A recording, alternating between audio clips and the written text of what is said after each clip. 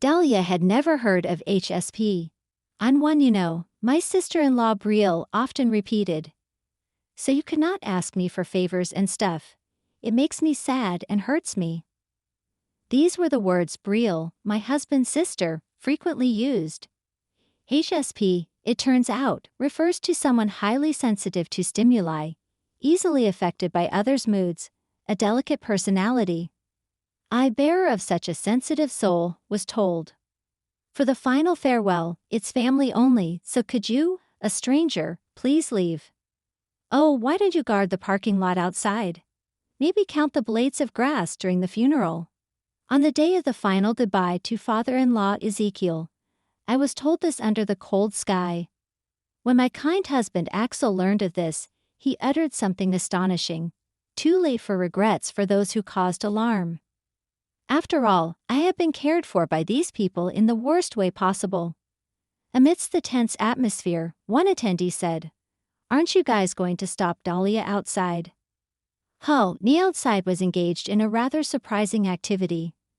I'm Dahlia, a 30-year-old office worker. Met Axel through a friend, dated for 3 years, and just married a year ago. Wish I could say it's been a tranquil married life, but not quite. I've been harboring a certain worry since the beginning of the marriage. The in-laws' house, parents-in-law, and Brielle, 2 years older than Axel, live there. We often gather at the in-laws' house for seasonal events. Naturally, there's a lot to do, like serving coffee when guests arrive. Glancing at mother-in-law Vivian, she seems busy chatting with relatives. It's not exactly painful, but it's not easy using a kitchen in a stranger's house where I don't usually live. Belle, could you help me out a bit? I'm not quite sure about the kitchen details." I asked Brielle, who had escaped to the kitchen and was sitting on a chair, fiddling with her mobile phone. "Dahlia, I've said this many times, but I am an HSP, so please don't ask me for favors. It makes me sad and hurts me," Brielle replied, storming off to her room, making a loud noise. I did it again. My relationship with Brielle was always like this, unable to have a proper conversation without supposedly hurting her with my words. After high school, Brielle couldn't hold down a job for long due to her personality, hopping from one job to another. By the way, she quit another job a few months ago and is currently unemployed. "Dahlia, what happened?" There was a loud noise. The first to rush over in such times is always Axel. I again with Belle, sorry. I apologized with a wry smile. "Brielle's just being selfish. I'm really sorry for making you feel bad." Axel always stood by my side. Then Vivian came from the living room. "Dahlia, again. Brielle is sensitive. I always tell you to be careful, seriously. For Brielle to get that angry, it must have been something big, right? Don't bully her too much, please." She glared at me angrily. Whenever Vivian's loud voice was heard, Brielle would come out of her room. "Mom, it's okay, it's my fault. Dahlia asked me to make coffee and told me to take the lead since I am unemployed, and it just made me feel so frustrated. Dahlia, I'm sorry for making a loud noise earlier." She apologized to me tearfully. To an outsider, I was the complete villain. "I didn't say anything like that, Brielle. Why do you always lie? I just asked you to help me with the kitchen details.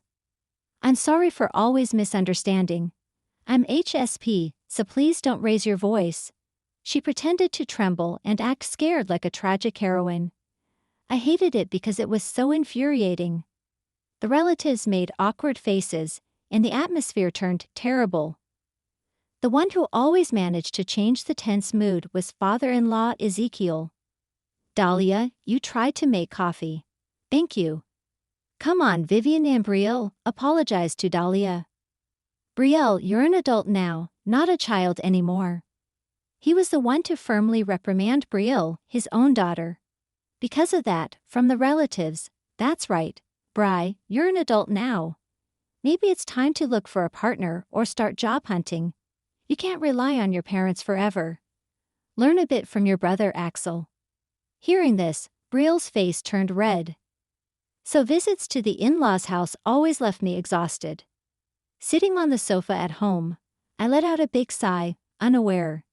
Seeing me like that, Axel, as always, said, "Dahlia, my family. I'm really sorry. Belle has always been a pain, can't keep a job. I tell them not to coddle her, but Mom is like that, you know. It's a headache for me too. We don't have to go to my parents' house anymore," Axel offered, but being a newlywed, if I'm the only one not going, Axel might be criticized. Hesitating to accept his suggestion, I thought about it. After all, those gatherings were only once a month, if at all, and I just needed to endure for a few hours. Besides, I thought I understood a bit about this HSP character trait Belle talked about. I have a best friend named Maya. We were high school classmates and moved from Dallas to Boston together. Of course, I asked her to give a speech at my wedding. Maya too has a fiancé she's been with for a long time, about to get married. He's serious, responsible, and kind. We're both busy with work and haven't seen each other recently. But she's my precious friend. I don't know much about HSP until Belle mentioned it, but the more I looked into it, it's just like Maya. I thought I wasn't sure if I could act as Belle wanted, but I tried to understand her personality. Amid these days, my husband and I were called to the in-laws' house. Ezekiel wasn't there, only Vivian and Brielle. Vivian opened her mouth and blurted out something unbelievable to me. "Dahlia, can you stop it already?" Filled with question marks, I replied, "And what is that?"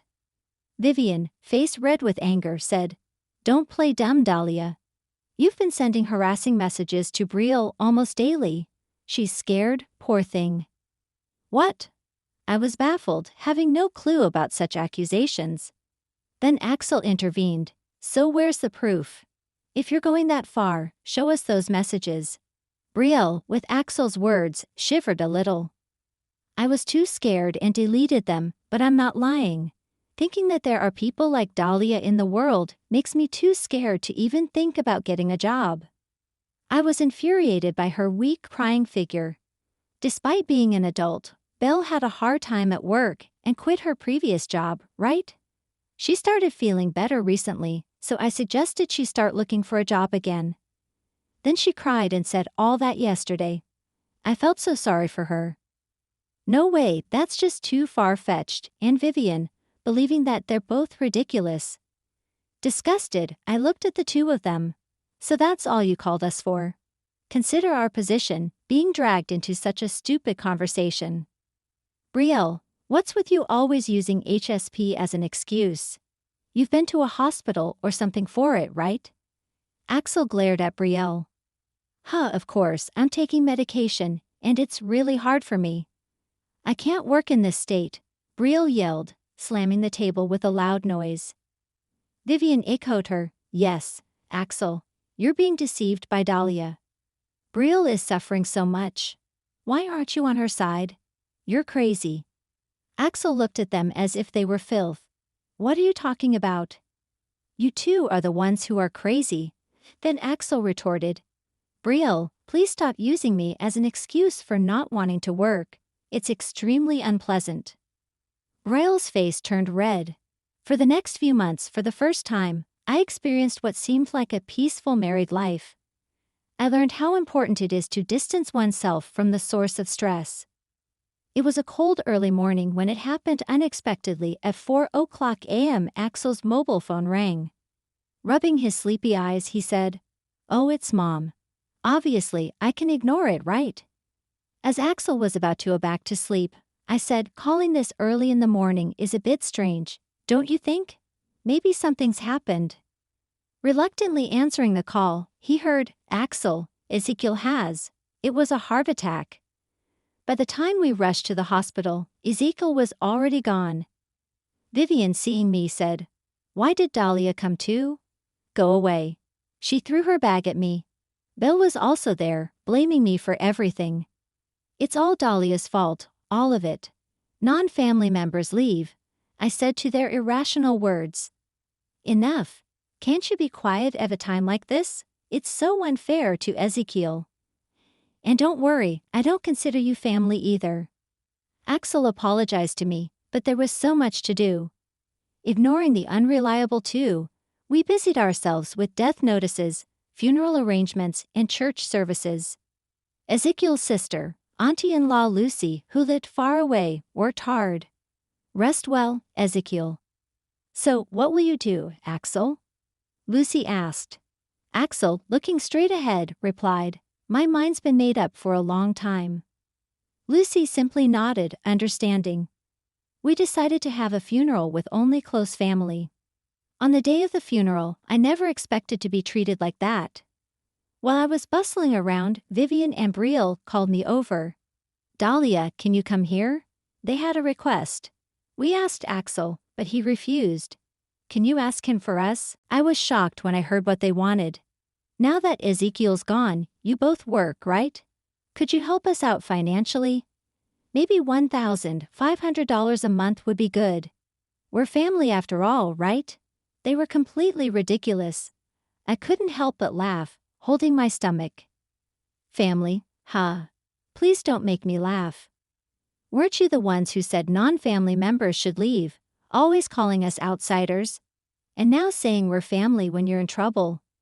Isn't that too self-centered? I refused, of course. You're both young, please work. Laughing derisively, Brielle forcefully pushed my shoulder, saying, Fine then. We want a family-only farewell. So could you, an outsider, please leave? Go guard the parking lot outside, and while you're at it, count the blades of grass during the funeral.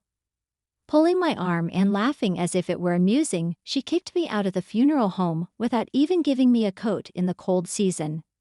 Brielle, doesn't it hurt your heart to do such a petty thing? Don't you realize that your whims hurt people? My words seem to have no effect. What? Preaching to me, a younger person. Heart hurting? I've never felt that. Rather, I get irritated watching people who don't do as I want. Dahlia, your happy work-life boasting is annoying. As she glared at me, I replied, Well, that's enough. I wish you both the best in difficult times ahead.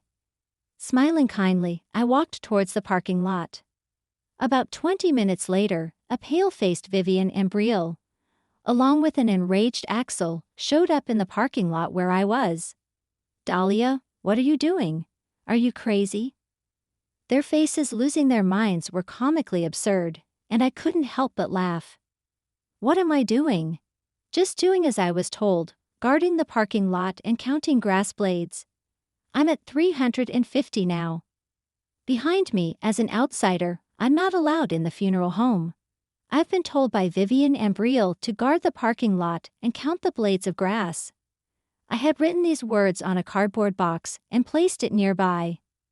Why are you out here in the cold doing this? A relative asked worriedly, but I silently pointed at the cardboard box. Axel brought me my coat. I couldn't believe you were actually doing this. This is the last time. I'm really sorry for all the trouble I've caused. To the tearful Axel, I said, It's okay. Axel always stood by me. When I returned to the funeral home, several relatives rushed over. Don't worry about this and go to your mother's side with peace of mind. Why would I? I looked puzzled, and Axel quickly nodded behind me. I later learned that when Axel noticed I was missing, he asked Vivian and the others, who replied with a nasty laugh. Dahlia said she's an outsider and wouldn't attend the funeral, so she went outside. She's guarding the parking lot since she has nothing better to do. She's terrible, right? Maybe you should break up with her. Then you can come back home, Axel, and give Mom some peace. Who would believe such a lie? Axel, outraged, declared, Comfort, you kidding me? I've said it before. My family is Dahlia and Dahlia alone. I don't want anything to do with people who only hurt her. I'm cutting ties with you. At the mention of cutting ties, Vivian was agitated. Cutting ties. Such unfilial behavior. At least support us financially. You expect us to live in that house, just the two of us. Show some filial piety. In response to Vivian's furious words, Axel retorted, Why do you even think you can continue living in that house? It's too presumptuous. It's embarrassing, right, Lucy? Lucy nodded to Axel's comment. The in-laws' house was originally built by step-grandparents.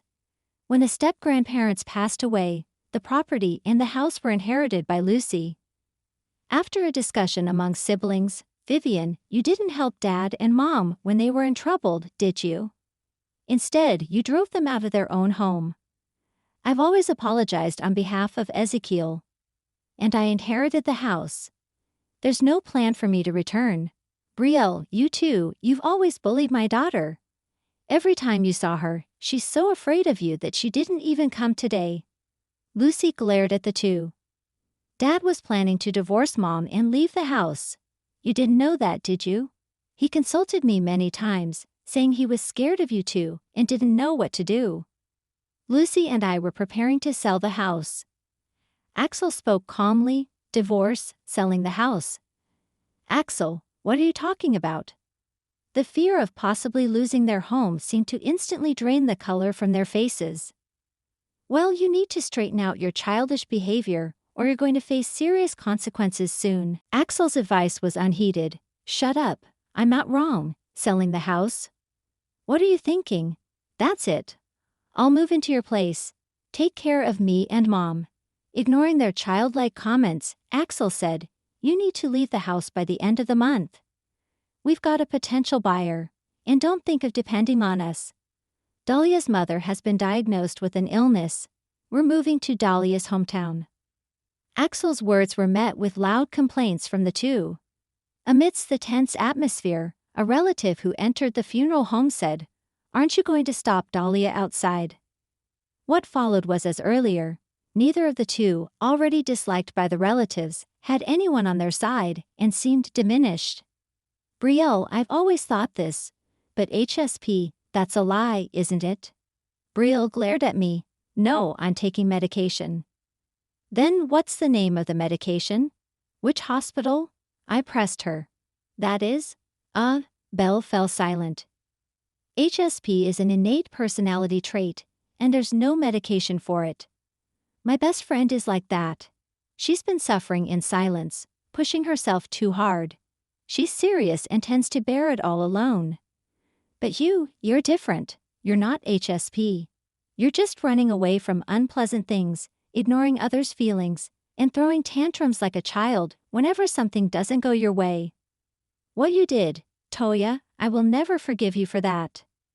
Months ago, I met my best friend Maya after a long time.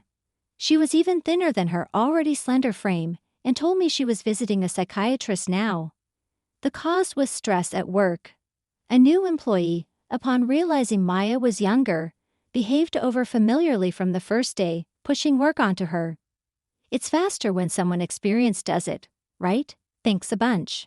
Maya ended up with constant overtime. Eventually, hey, this document is due tomorrow, right? It needs to be submitted today. This and this are incorrect.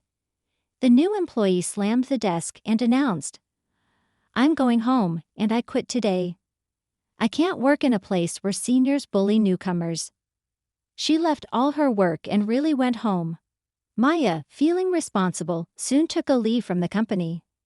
Her engagement ended due to misunderstandings with her fiancé. Was it my fault? I was scared and didn't know what to say. I comforted Maya as she cried silently. Just hearing her story made me despise that person. Just hearing about it makes me hate that person. Why not sue? It's unfair that only we suffer. Do you have any evidence? Maya had recorded their conversations to review them later, suspecting her own communication might have been faulty. I was infuriated by the arrogant attitude, but more than that, wait, this person, their name is it Brielle? I felt dizzy when I found out that the unreasonable person was Belle. Upon learning this, I can't see someone from Dahlia's family. Maya said, don't worry, we're practically strangers now. I'll fight with you. My cheerful laugh brought a slight smile to Maya's face. So expect a letter from a lawyer about the compensation claim soon. Make sure you pay up. I smiled kindly, and Brielle's face went pale. The funeral proceeded solemnly, and I was able to say my final goodbye to Ezekiel. Vivian was too distraught to give the eulogy, so Axel did it instead. There were sniffles around the room as he spoke of his father. We moved to Dallas. Mom's health is improving. Vivian and Brielle, kicked out of their house, managed to rent a cheap apartment with little cash left. And now the compensation to Maya. Their life is tough. Vivian started a part-time job. Brielle, you quit your job again. Be responsible. Shut up. I'm not wrong. Parents should support their child. Once they're old, they now constantly argue, and it seems they might be evicted from the apartment. I have issued a restraining order against them and instructed Mom to call the police without hesitation if they show up at our place. Maya quit her job and returned to Dallas with us.